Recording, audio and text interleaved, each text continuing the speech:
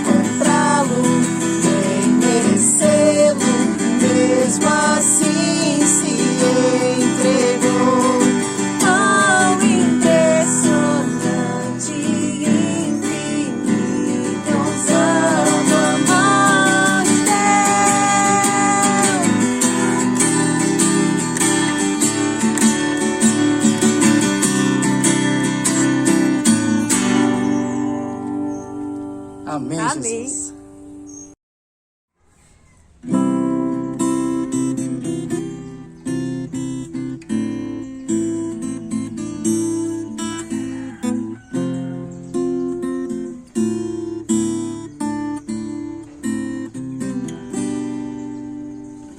Tu és soberano sobre a terra, sobre os céus, tu és Senhor, absoluto. Tudo que existe acontece, tu sabes muito bem, tu és tremendo. E apesar da glória que tens, tu te importas comigo também. E esse amor tão grande eleva-me, amarra-me a ti. Tu és tremendo.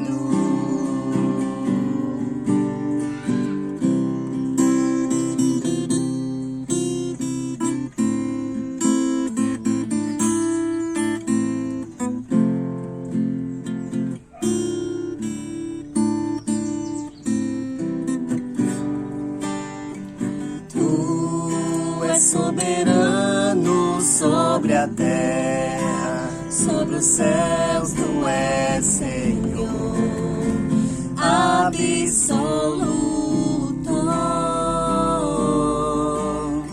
E tudo que existe acontece, tu sabes muito bem, tu és tremendo. E apesar desta glória que tens, tu te importas comigo também. E esse amor tão grande eleva-me, amarra-me a ti. Tu és tremendo.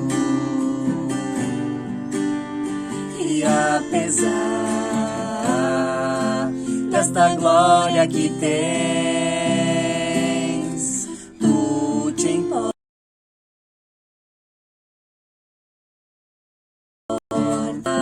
também. Esse amor tão grande eleva-me, amarra-me a ti. Tu és tremendo.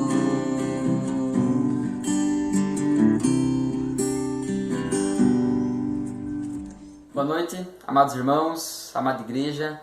É uma alegria, é um privilégio estar junto com você mais uma vez, ainda dessa forma online. Se Deus quiser, logo estaremos cultuando ao Senhor juntos, pelo menos mais perto. Se bem que hoje estou mais perto de vocês do que estive em outras semanas. Finalmente estou em casa. Finalmente, em meio a caixas, em meio a sacolas, a bagunça, mas estamos em casa, organizando. Ontem foi um dia intenso, o dia da mudança, mas eu quero louvar o Senhor pela vida de cada um dos irmãos que esteve se empenhando, ajudando. Eu não conseguiria nomear todos aqui que de uma forma direta estiveram nos auxiliando em todo esse processo, as mensagens que a gente recebeu de boas-vindas. Vocês realmente nos fizeram sentir muito amados, muito bem recebidos. Estamos felizes por finalmente estar em casa. Se Deus permitir, vamos estreitar ainda mais esses laços. Amém? Eu quero conversar com vocês essa noite, à luz das Escrituras, a respeito do seguinte tema.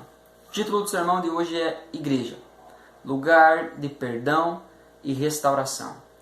Há muitas características de uma igreja verdadeira. Uma delas é o que eu estava mencionando agora, esse acolhimento, esse esse amor uns pelos outros, o cuidado uns pelos outros. E isso, é claro, não pode acontecer apenas com a pessoa, né, do pastor, da família pastoral, enfim, mas entre os irmãos. Isso é uma característica de uma igreja verdadeira, uma igreja que anda no discipulado do Senhor Jesus. Mas eu quero falar hoje com vocês a respeito então disso. Igreja, lugar de perdão e restauração.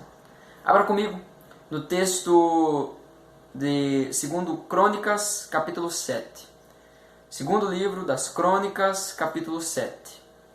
Nós faremos a leitura a partir do verso 11. 2 Crônicas 7, 11. Abra sua Bíblia aí. Acompanha comigo o texto. Nós vamos passar ainda em alguns outros versículos do contexto, então mantenha a sua Bíblia aberta. Ok? Vamos fazer a leitura? O texto diz assim: Salomão terminou o templo do Senhor e o palácio real. Concluiu tudo que havia planejado fazer na construção do templo e do palácio. Então, certa noite, o Senhor lhe apareceu e disse: Ouvi sua oração e escolhi este templo como lugar para se fazer sacrifícios. Se, por vez, eu fechar o céu para que não chova, ou ordenar que gafanhotos devorem suas colheitas, ou enviar pragas entre meu povo, então, se meu povo, que se chama pelo meu nome, humilhar-se e orar, buscar minha presença e afastar-se de seus maus caminhos, eu os ouvirei dos céus, perdoarei seus pecados e restaurarei a sua terra. Olharei e ouvirei atentamente cada oração feita neste lugar, pois escolhi e consagrei este templo, onde meu nome será honrado para sempre. Olharei continuamente para ele, com todo o meu coração. Vamos orar? Vamos orar? Feche seus olhos aí. Se você está vendo, participando desse culto junto com a sua família, se você se sentir à vontade, se for possível, pega na mão da sua esposa, dos seus filhos. Vamos orar junto. Colocar esse tempo diante do Senhor. Pai querido, obrigado, Deus, pela Tua graça, pelo Teu amor, a Tua misericórdia que se renova a cada manhã sobre as nossas vidas. O Teu amor não tem fim, a Tua fidelidade permanece para sempre. Nós te louvamos por isso. Deus, obrigado porque mesmo em dias com limitações, nós podemos nos reunir de forma online. Tu, Deus, bem sabe que não é a forma ideal, não é a forma como a gente gostaria que fosse. Mas por algum motivo, Tu tem permitido isso e tem nos ensinado através desse tempo. Senhor, nos ajuda a oferecer um culto agradável ao Senhor nesse tempo. Ó Deus, em nome de Jesus, que Tu fale aos nossos corações, que o Teu Espírito Santo ministre as Tuas verdades em nossos corações. Que não seja, Senhor, as minhas ideias, mas que a Tua palavra, viva e eficaz, comunique verdades poderosas aos nossos corações. Nós clamamos pela Tua presença. Espírito Santo, nós precisamos desesperadamente que Tu fale conosco, porque se o Senhor não fizer, é só um tempo inútil aqui. Será só tempo jogado fora. Nós precisamos desesperadamente da Tua presença. Fala conosco, Senhor. Fala ao nosso coração, não só à nossa mente. Que a gente não só descubra algo a respeito da Escritura, mas que em nosso interior o Teu Espírito testifique algo novo, Deus. Porque se o Senhor falar ao nosso coração, a nossa mente pode até esquecer, mas dentro de nós ficará gravado a Tua marca. Então nós clamamos por isso, que o Senhor faça isso nesse momento. Em nome de Jesus. Amém. Amém. Amém? Gente boas, o que é igreja? Nós poderíamos criar muitos conceitos, repetir aqui muitos conceitos que ao longo da história já foram formulados. Mas de uma maneira bem simples, igreja é uma comunidade de irmãos da mesma fé em Cristo Jesus. Igreja é família. Eu gosto de definir dessa forma. Igreja é família. A forma como essa família, a forma como a igreja de Deus se reuniu ao longo da história, ao longo do tempo, ela foi mudando e se aperfeiçoando. Nós temos, no início da história bíblica, os altares de pedra, que os homens de Deus faziam quando passavam por algum lugar e ali queriam louvar a Deus, oferecer algum sacrifício a Deus. Então eles levantavam altares de pedras. Após, avançando um pouco mais na história, nós vemos já o tabernáculo, junto ali com a época de Moisés, um tabernáculo móvel. Como o povo ainda não tinha conquistado a terra que haveria de morar, tomar posse, então eles viajavam bastante, mas ainda assim o culto precisava ser realizado. E aí foi Deus falou a Moisés, e Moisés transmitiu ao povo para que a forma, então, o local onde fosse oferecido o culto, os sacrifícios, os holocaustos, então fosse no tabernáculo. E Deus mandou o povo construir de tal forma, foi projetado de tal forma para que a locomoção fosse tranquila, fosse fácil de se realizar.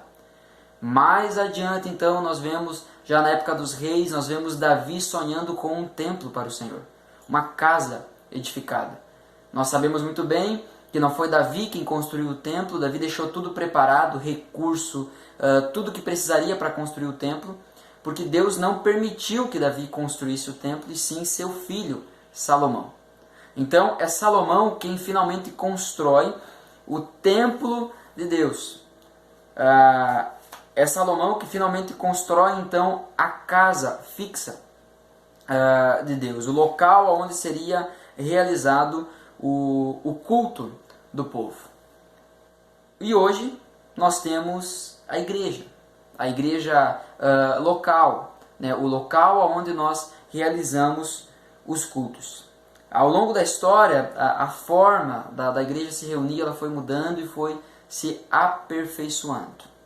Só que igreja nunca foi, e nós podemos perceber que a igreja ela nunca foi um local específico, mas sim a representação de algo.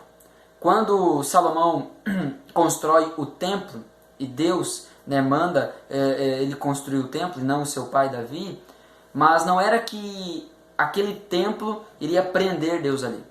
Deus não estava preso ao templo, mas sim era um local específico onde o povo se reuniria, a reunião solene diante da presença de Deus. Então essa era a ideia. Em 2 Crônicas, capítulos 5 e 6, ali os capítulos anteriores do texto que nós lemos, nós vemos o contexto dessa passagem. A construção do templo e também a consagração dele. Nós percebemos ali no versículo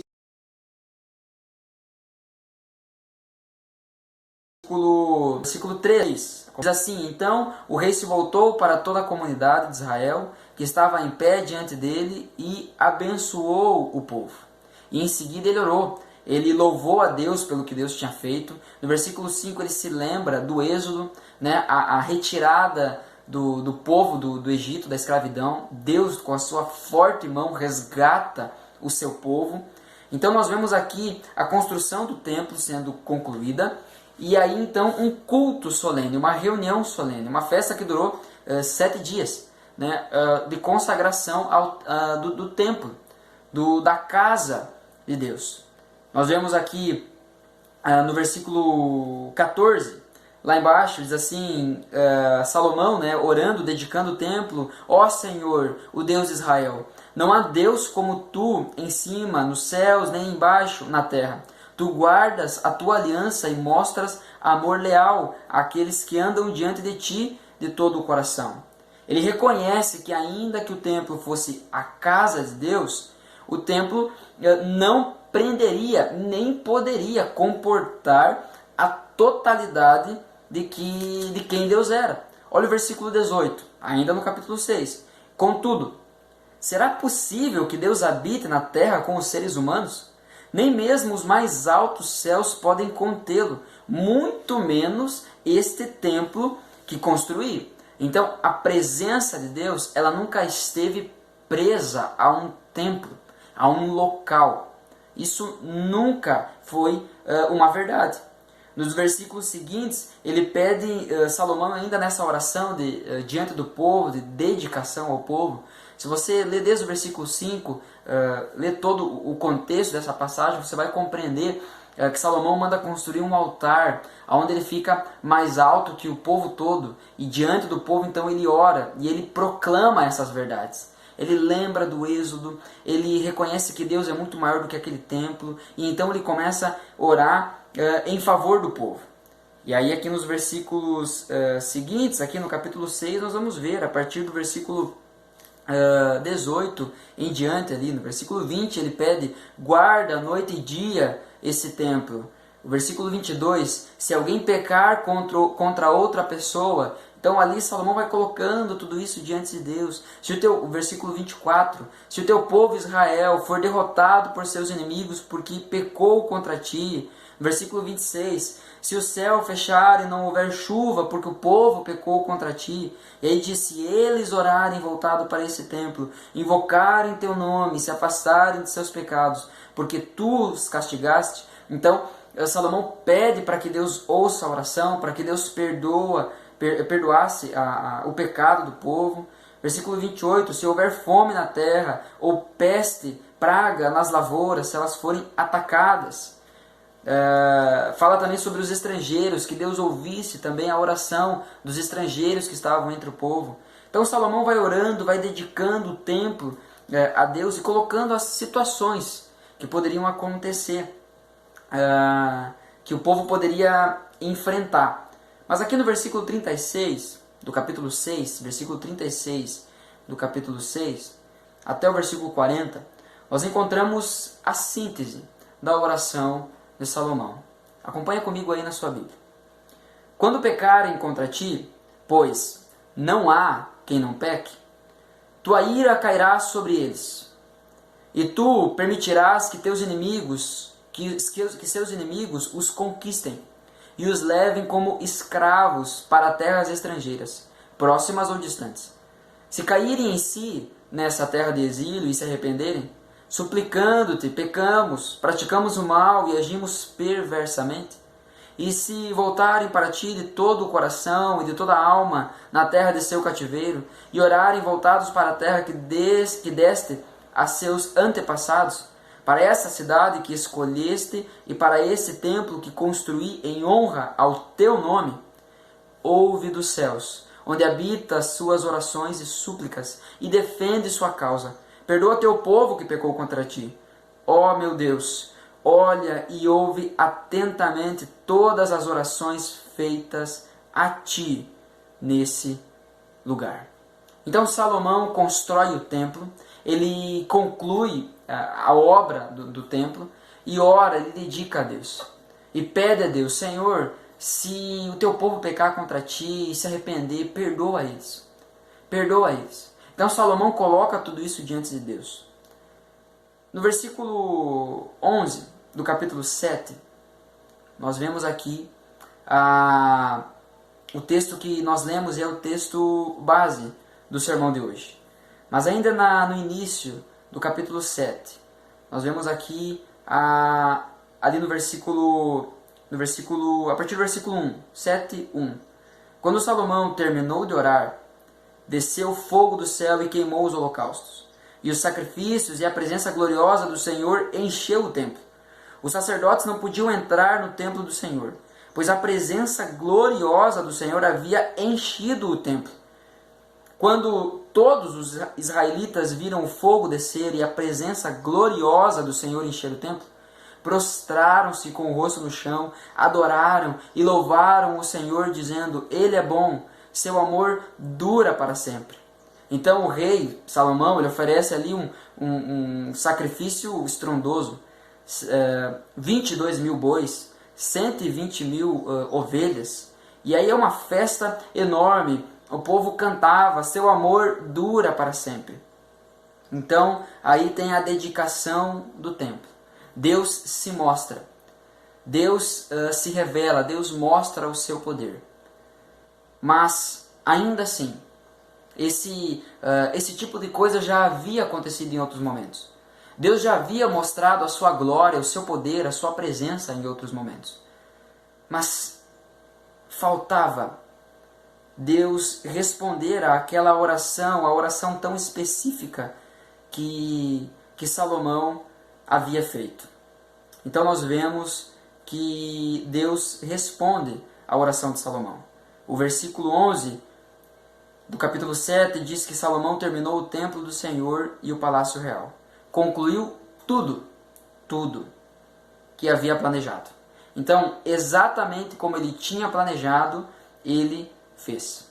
Nós conhecemos a história de Salomão, o mais rico, o maior em território, o mais sábio.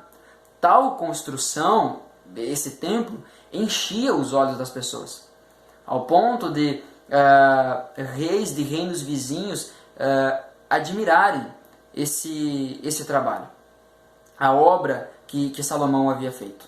Mas, ainda assim, com tudo isso, sem o mais importante, tudo isso, toda essa obra, seria apenas um amontoado de tijolos caros. Deus responde e mostra o caminho que o povo deveria andar. Nós encontramos aqui o que o povo deveria fazer para que essa oração, para que os olhos, o coração de Deus estivesse atento a esse lugar. Olha só a resposta de Deus a Salomão. Ouvi sua oração e escolhi este templo como lugar para se fazer sacrifício. Esse é o lugar onde, esse seria o lugar onde o povo chegaria até Deus. Versículo 13. Se por vez eu fechar o céu para que não chova, ou ordenar que gafanhotos devorem suas colheitas, ou enviar pragas entre meu povo, e isso aqui num contexto de disciplina, nós devemos lembrar que Deus sempre foi muito claro com o povo de Israel. Se vocês me obedecerem, se vocês andarem de acordo com os meus decretos, eu enviarei chuva no tempo certo, eu livrarei suas colheitas das pragas, dos gafanhotos, eu manterei os seus inimigos longe. Então Deus sempre foi muito claro com isso. Se essas coisas estavam acontecendo, era porque o povo não estava andando de acordo com o Senhor. Então aqui Deus está dizendo, se por vez, se em algum momento eu fizer isso, porque vocês não estão andando de acordo com aquilo que eu estabeleci, se por vez eu fechar o céu para que não chova, ou se enviar gafanhotos, pragas, então, versículo 14, então, se meu povo, que se chama pelo meu nome, se humilhar, orar, buscar minha presença e afastar-se de seus maus caminhos, eu os ouvirei dos céus, perdoarei seus pecados e restaurarei a sua terra. Nesse versículo nós vamos dar uma atenção maior. O versículo começa e Deus é muito claro, muito categórico em afirmar isso. Se o meu povo, existe uma condição. Não é simplesmente Deus vai fazer. Não, se o meu povo, os crentes, se o meu povo, que se chama pelo meu nome, se humilhar. Então esse é o primeiro ponto desse caminho. Esse é o primeiro ponto. Porque ao final desse caminho nós veremos que Ele perdoará os pecados e restaurará a terra. Mas como chegar lá? Primeiro, humildade. Humildade. Deus responde e mostra o caminho que o povo deveria andar. O primeiro ponto, humildade. Humildade não deve ser confundida com pobreza ou simplicidade de vida. Muitas vezes a gente encontra pessoas que são pobres, pessoas que não têm recursos. E a gente olha e fala, mora numa casa muito humilde, é uma pessoa muito humilde. Nem sempre. Nem sempre. A falta de dinheiro nem sempre torna as pessoas humildes. E nesse contexto aqui, o humilhar-se, a humildade aqui é diante de Deus. É se humilhar, é reconhecer que Deus é maior.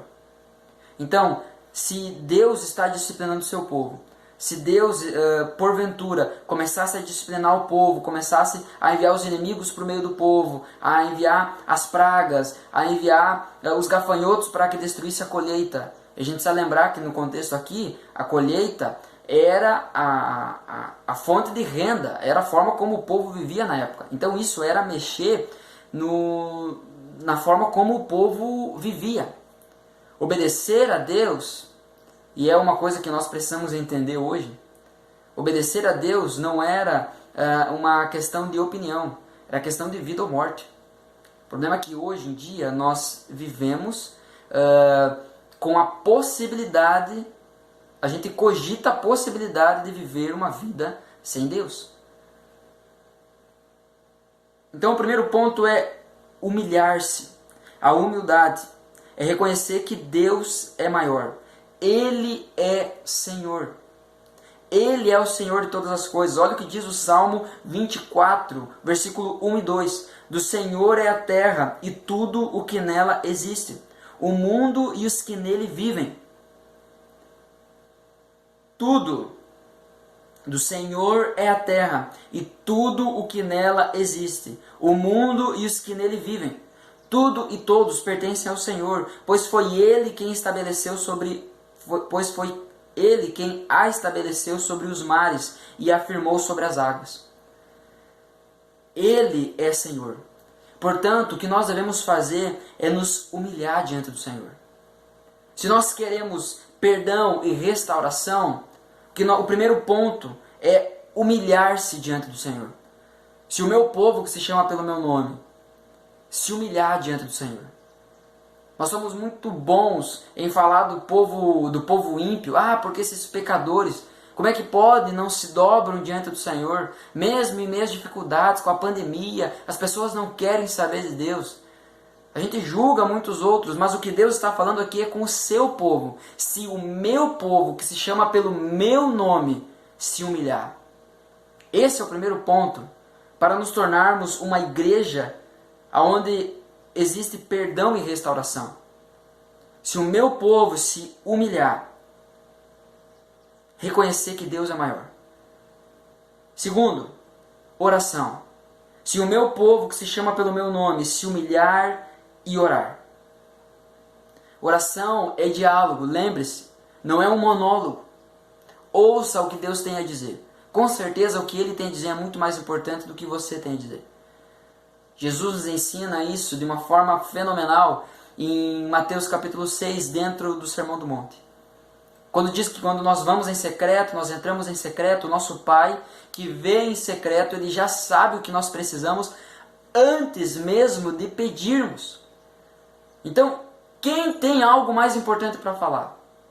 Nós devemos sim colocar o nosso coração diante do Senhor, as nossas aflições. Ele nos chama a isso. Ele nos chama a despejarmos a nossa alma diante dele. As nossas aflições, os nossos traumas, sabe, as nossas mágoas, as nossas feridas, colocar tudo isso diante dele. Mas não apenas colocar e sair correndo.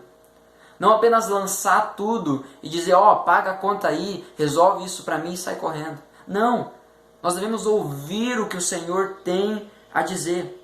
O que Ele tem a dizer é muito mais importante do que o que nós temos a dizer. Dedicar tempo à oração é afirmar que abrimos mão da nossa vontade, do nosso jeito, da nossa força. Orar é declarar que nós somos impotentes. Orar é dizer, seja feita a tua vontade.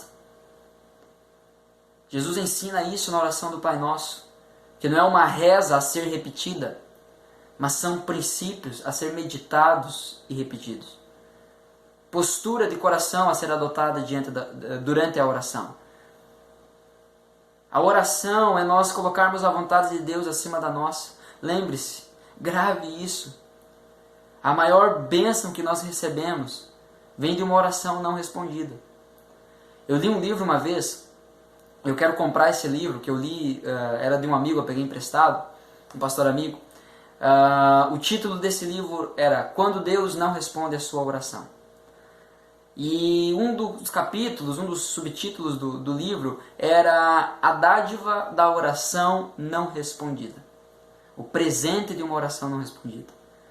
Você percebe que a maior bênção que nós temos, ela surge de uma oração que não foi respondida?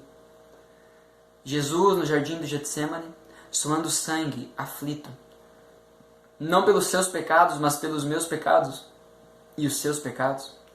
Por todos os pecados que as pessoas que já morreram cometeram, por todos os pecados que as pessoas que ainda vão nascer cometerão. Jesus estava com todo esse peso sobre as suas costas. E ele chora, e ele ora, ele sua sangue. E ali ele pede ao Pai: Pai, se possível, passa de mim esse cálice. Contudo, seja feita a tua oração, seja feita a tua vontade, e não a minha. Percebe que Deus, ele não retira esse cálice de Jesus, mas ele mata o seu filho. Deus encarnado em Jesus morre pelos nossos pecados. A oração é dizer: seja feita a sua vontade e não a minha. Seja feita a tua vontade, assim na terra como ela é feita no céu. Então, humildade. Se o meu povo que se chama pelo meu nome se humilhar e orar, oração. Em terceiro lugar, buscar minha presença. É o que o texto diz. Versículo 14. Então, se meu povo que se chama pelo meu nome se humilhar, orar, buscar a minha presença. Terceiro ponto, então, busca por Deus.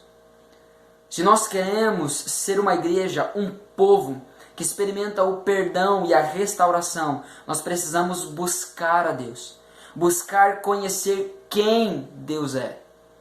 Porque muitas vezes nós afirmamos coisas a respeito de Deus que nós nunca procuramos saber se de fato é.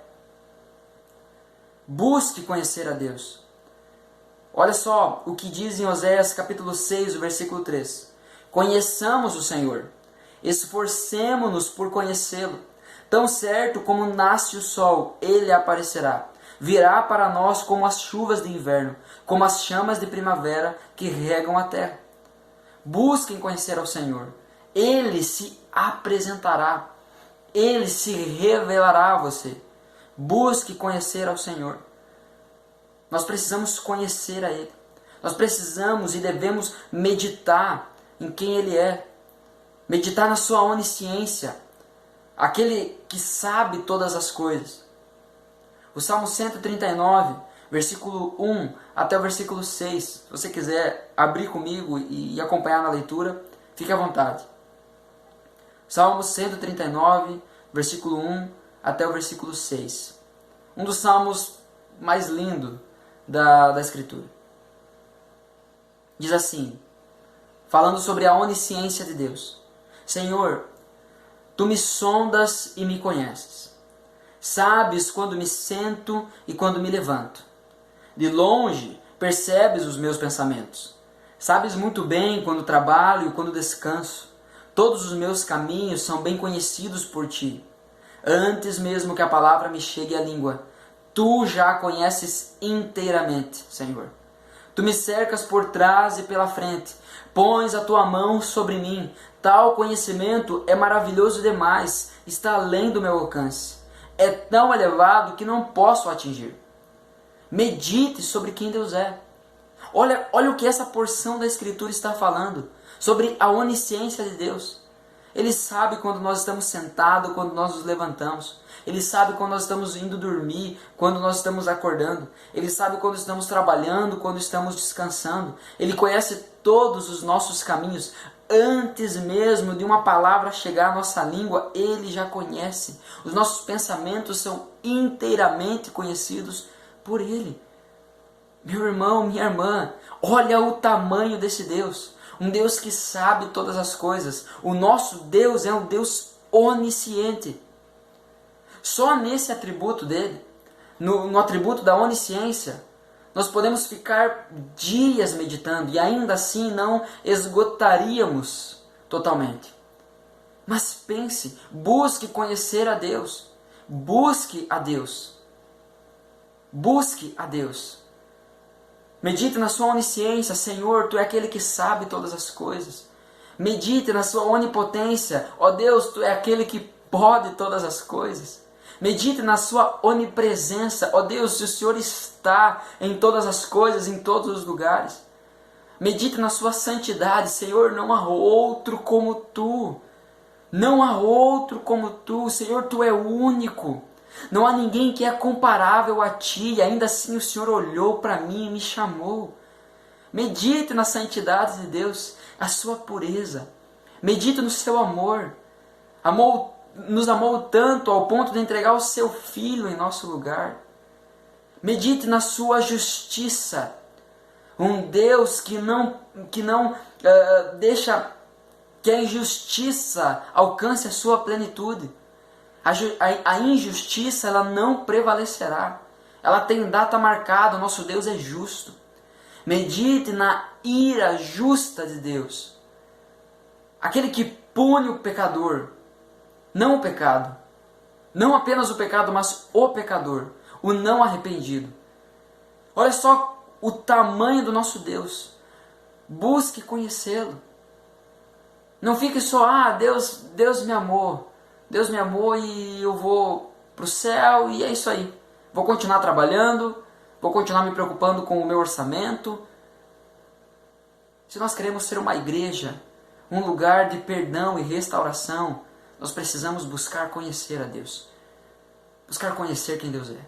E aqui eu mencionei e li apenas um texto sobre um atributo do nosso Deus. Há tanto mais para conhecer. Busque conhecer a Deus. E por fim, o quarto ponto. Arrependimento.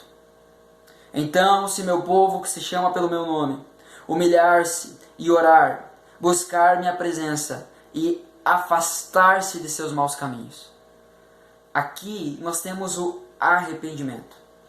Quanto mais conhecemos a Deus, mais nos afastamos do pecado. A comunhão com Deus expulsa o pecado da nossa vida. A pregação da palavra de Deus à nossa alma, ela expulsa, ela nos arranca da vida de pecado. Quanto mais conhecemos a Deus, mais nos afastamos do pecado. Wayne Grudem define o arrependimento da seguinte forma: arrependimento é uma sincera tristeza por causa do pecado. É renunciá-lo e comprometer-se sinceramente e prosseguir a Cristo. Arrependimento é muito mais do que remorso. O pastor Steven Lawson diz que o verdadeiro arrependimento é mais do que lamentação pelo pecado. Judas lamentou, chorou e foi para o inferno. Arrependimento não é só lamentar. Arrependimento não é só apenas sentir a tristeza. Ele contém isso. O verdadeiro arrependimento, mas não só isso. Arrependimento é muito mais do que remorso. Arrependimento é dar meia volta. Pense, por exemplo, você vai fazer uma viagem e está usando o GPS. E aí, quando você... o GPS ali avisa que você que você pegou uma saída errada, e ele recalcula a rota, ele manda você pegar o próximo retorno para voltar para o caminho correto, para o seu destino. Quando você erra o caminho, parar no meio do caminho não vai te colocar no caminho certo. Arrependimento não é parar de fazer o que é errado. É um dos aspectos.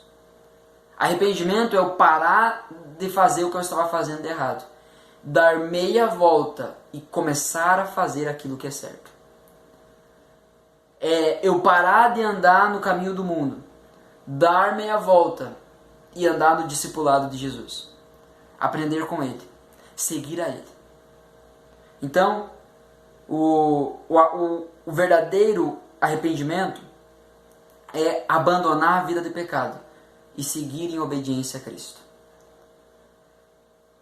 Nós precisamos entender que o pecado, ele não é só ativo, mas também passivo. O pecado não é só eu fazer o que é errado, mas é também eu deixar de fazer o que é certo. Então não adianta eu só parar de fazer aquilo que eu estava fazendo, se eu não começar a fazer o que é certo. E o que é certo, o que é aceitável, o que é correto, é andar no caminho do Senhor Jesus. Portanto, nós temos nesse texto 4 pontos. 4 pontos em 2 passos para sermos uma igreja que cultiva o perdão e a restauração. Nós falamos sobre humilhação, oração, busca por Deus e arrependimento. Os 2 primeiros pontos, eles andam juntos, é um passo. Sem humilhação, não há oração. Você precisa reconhecer que é pequeno e Deus é grande, senão você não vai orar. Porque a oração, ela admite que nós somos fracos e que dependemos de Deus. Então, a humilhação e a oração, elas andam juntas. Sem humilhação, não há oração. Você precisa reconhecer que é pequeno e Deus é grande. Sem busca por Deus, não há arrependimento verdadeiro. Aqui nós temos os outros dois pontos. Busca por Deus e arrependimento. Sem busca por Deus, não há arrependimento verdadeiro.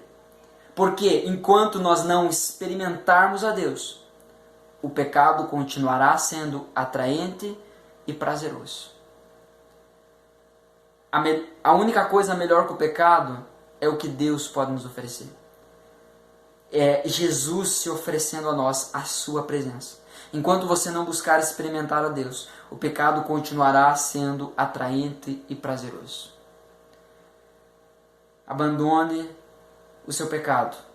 Como? Talvez você diz, eu não consigo. Busque a Deus. Busque conhecê-lo. Busque experimentá-lo. E aí sim, nós chegaremos então no resultado disso. No resultado desses 2 passos. Sem humilhação não há oração. Sem busca não há abandono do pecado. A parte B do versículo 14 vai dizer, vamos ler o versículo 14 inteiro mais uma vez. Então, se meu povo que se chama pelo meu nome, se humilhar e orar, buscar minha presença e afastar-se dos seus maus, qual é o resultado? Eu os ouvirei do céu, perdoarei o seu pecado e restaurarei a sua terra. Perdão e restauração. Esse é o resultado de um povo que chama pelo nome do Senhor. Um povo que se humilha. Um povo que ora. Um povo que busca. E um povo que se arrepende. No meio desse povo é criado um ambiente de perdão e restauração. Essa é a igreja que devemos ser. Esse é o caminho que devemos trilhar e guiar também os outros. Os vizinhos, os amigos, os familiares. As pessoas que forem se achegando. Perdão e restauração. Como igreja, é o que nós devemos buscar. Perdão e restauração. Ser um ambiente onde o perdão e a restauração são acessíveis. Mas que para chegar lá, há um caminho a ser seguido. Humilhação, oração, busca e arrependimento. Fazendo isso, nós alcançaremos a atenção e o coração de Deus. Olha o que diz o versículo 15 e o 16. Olharei e ouvirei atentamente cada oração feita nesse lugar. Irmãos, que igreja, que povo que não quer isso. Que Deus olhe e ouça atentamente cada oração feita no meio do nosso corpo.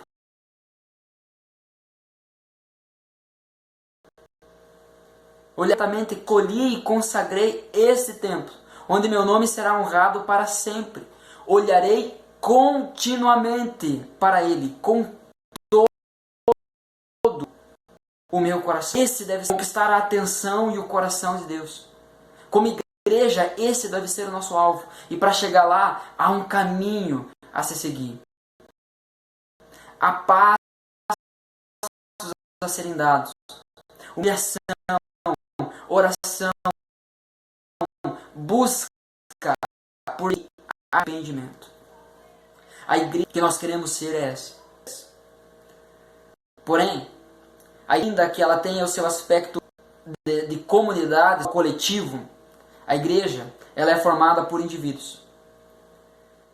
Deus, por enquanto, tem impedido de nos encontrarmos presencialmente. Para que a gente olhe no espelho e lembre, começa em casa. Portanto, se humilhe. Agora, nesse momento, se humilhe, ore, busque a Deus e se arrependa.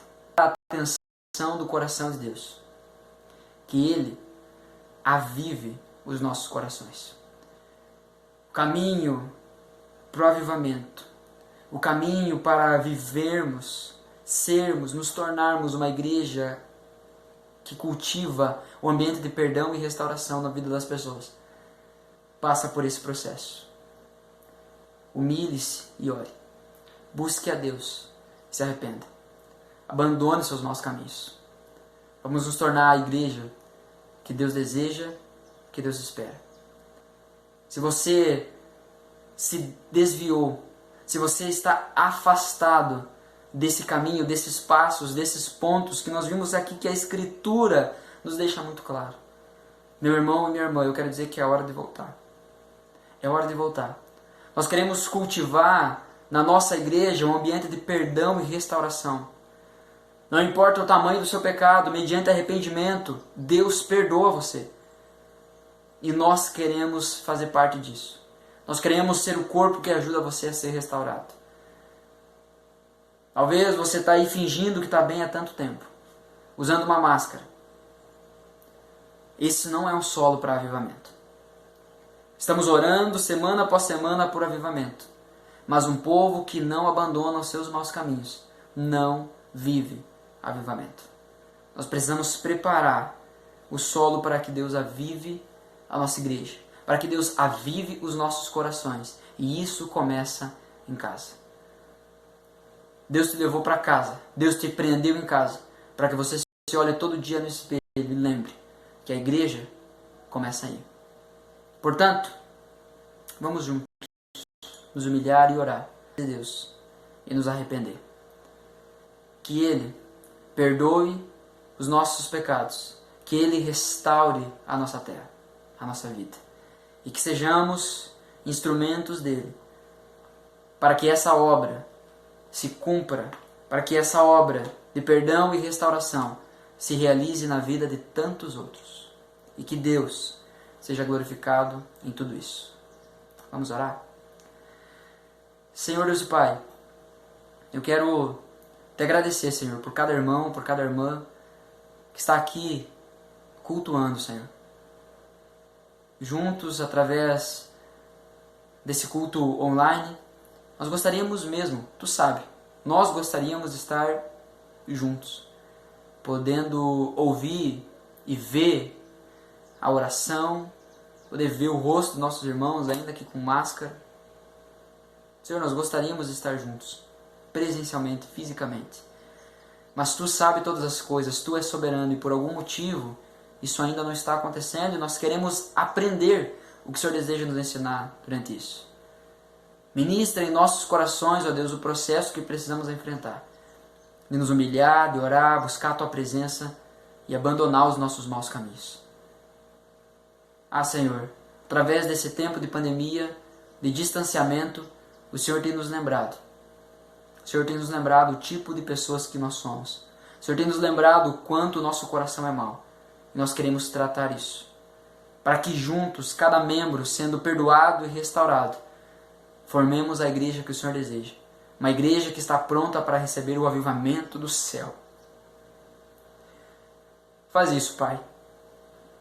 Toca em nossos corações, Espírito Santo, em nome de Jesus. Nesse momento, ó Deus, faz e fala aquilo que eu e ninguém mais pode fazer. Toca o coração dos meus irmãos que estão desanimados na fé, estão longe do Senhor, estão escondidos talvez em seus pecados. Ah, Senhor, toca o coração deles, se revela, ó Deus, na Tua grandeza, na Tua bondade, no Teu amor, para que haja uma profunda humilhação diante de Ti, uma oração sincera de busca pela tua vontade e não a própria. Ah, Senhor, que isso desperte em nós um santo desejo e desespero por busca pela tua presença, e que o Senhor se revele a nós para que a gente experimente a Ti cada vez mais, para que os nossos pecados se tornem cada vez menos atraentes, menos prazerosos. Ah, Deus, nos ajuda a olhar para Ti, a não Te trocar por nada, a não negociar por nada. Eu sei, Senhor, as lutas estão aí na vida dos meus irmãos. Tem pessoas aí, ó Deus, sendo castigadas, sendo subjugadas pelo pecado, pelo diabo. Eu clamo, Espírito Santo, chama essas pessoas. Faz a Tua obra, Deus, de perdão, de restauração na vida de cada um. Para que nós venhamos a nos tornar essa igreja. Uma igreja que cultiva esse ambiente de perdão e de restauração. Nos ajuda, Senhor. Se o Senhor não fizer, nós não conseguimos. Mas nós sabemos que para nos tornar isso coletiva, corpo, nós precisamos nos tornar isso individualmente. Então, a começar por mim.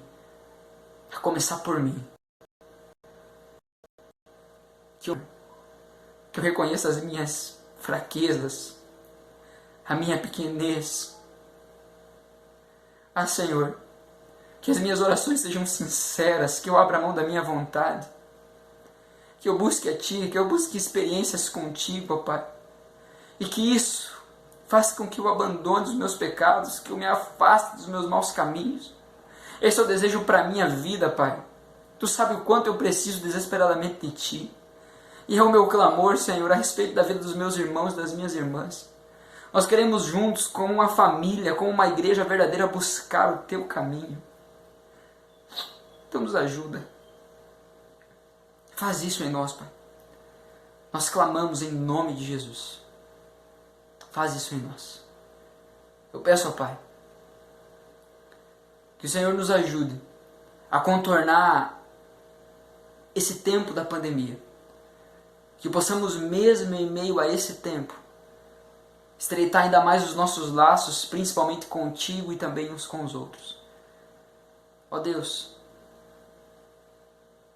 foi em tempos de perseguição, em tempos de limitações, em tempos de grandes dificuldades, que a Tua igreja se tornou mais vibrante, viva.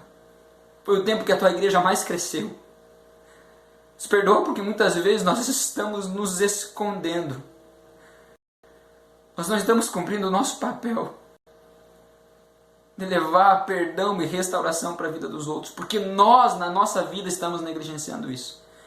Então nos perdoa pela hipocrisia de tantas vezes afirmar que queremos um avivamento, se não estamos nos humilhando, orando, buscando e nos arrependendo. Mas que isso mude. Espírito Santo, muda isso em nossos corações. Ah, Deus, faz isso em nome de Jesus. Nós oramos e agradecemos porque sabemos que Tu ouve. Tu ouve as nossas orações. Em nome de Jesus. Amém. Amém. Amém, queridos irmãos. Nós precisamos buscar isso. Nós precisamos buscar isso. Busque a Deus com a sua família. Não negligencie o culto doméstico. Não negligencie esse tempo de estarmos aqui juntos, ainda que de forma online. Não negligencie isso. Não negligencie o sermão que você ouve. Não negligencie a palavra do Senhor ao seu coração. Não negligencie. Busque a Deus com o seu coração. Ele ouvirá e atentamente derramará o seu coração sobre nós. Que Deus abençoe a sua vida. Que Deus o ajude e o capacite, derrame a sua graça para que você consiga trilhar esse caminho.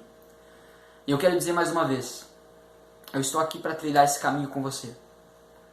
Não para ser o modelo de perfeição, porque eu não sou. Mas talvez para lembrar você de que tem alguém que é perfeito e trilhou esse caminho por nós. Então vamos juntos buscar Ele. Não importa o buraco no qual você se enfiou. Deus está te chamando, cara. Deus está te chamando para fora disso. Vamos lá. Vamos junto buscar Deus. Amém? Eu quero encerrar esse nosso tempo aqui com um pedido. Que, se possível, dentro do possível, você acompanhe o culto no horário em que ele é postado. Nós precisamos redescobrir o poder, ainda que online. Nós não estamos isolados. Nós estamos apenas distanciados um do outro, mas unidos no mesmo Espírito, em comunhão diante do nosso Senhor.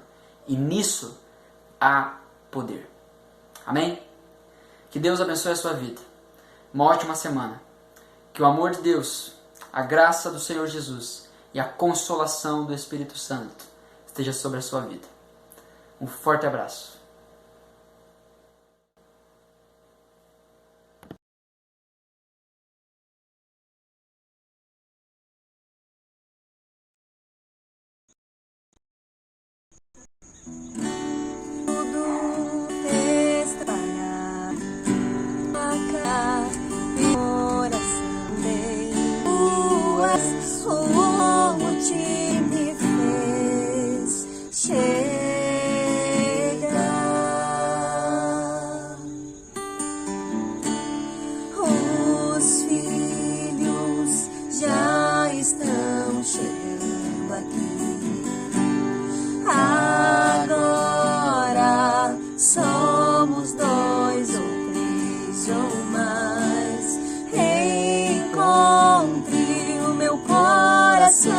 Disposto a queimar por ti.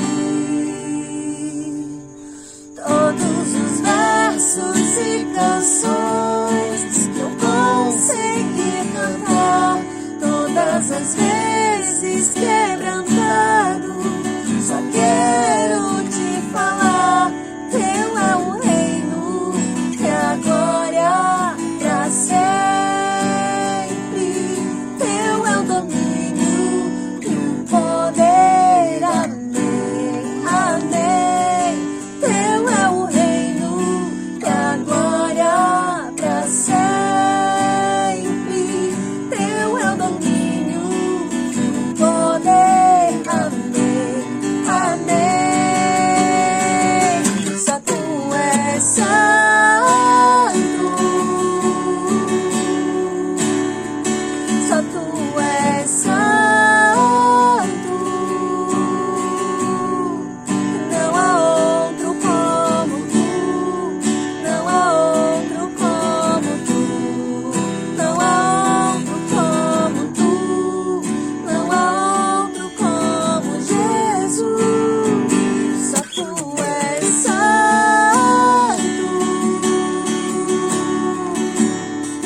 Só tu és santo, não há outro como tu, não há outro como tu, não há outro como tu, não há outro como Jesus. Amém, Jesus. Tenham todos uma ótima semana. Deus abençoe os seus lares, a sua família. Em nome de Jesus, tudo dá certo. Amém.